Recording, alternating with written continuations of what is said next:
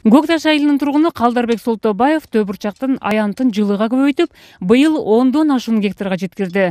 Күн жаанчыл болгондуктан Төө бурчак талаасы биринчи сугатын иче элек. Мен көбүнчө эле ноо эгем.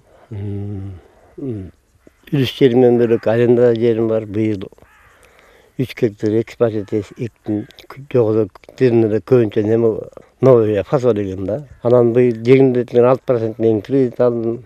Ал 2014-жылы Айылбанк аркылуу бир трактор сатып алган. Быйыл болсо Айылбанктан дагы 620 миң сом жеңилдетилген насыя алды. Ал каражатка 10 гектардан ашуун жерге Төө бурчакты эгүү үчүн күйүүчү май жер семирткич сатып алды. Дыйкан биринчи жолу 6% насыя алып, анын бир топ жеңил болорун айтат.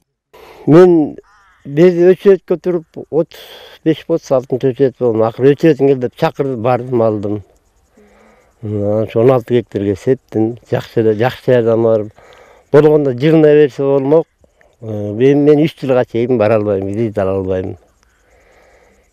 Рахматчы өкмөткө жардам кылып атканда. Айылбанк аркылуу жеңилдетилген насыя алууга өткөн жылдын декабрь айынан тартып 2000ден ашуун кайрылуулар болгон. Электрондук кезеги келгендердин алгачкысы 20 февралда насыяны колго алды. Учурда облус боюнча 346 жаран Айылбанк аркылуу мамлекеттин жеңилдетилген насыяларын айыл чарба ишмердигинде пайдаланып жатат. Жалпы облас боюнча 193 миллион каражат бөлүнгөн.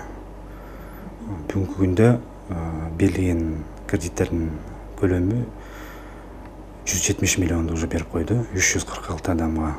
Айыл чарба багытындагы насыялар 3 тармакты көздөйт: мал чарбасы, дыйканчылык жана айыл чарба продуктыларын кайра иштетүү багыттары. Аталган банк аркылуу колдоо алган долбоорлор ишке ашып жатат. Мал чарбасына жалпы облас боюнча 93 миллион берилди. Талас облусу боюнча жер иштетүүгө растениеводство деп коет 53 миллион берилди. Айыл чарба продукциясын кайра иштетүү боюнча 23 миллион берилди.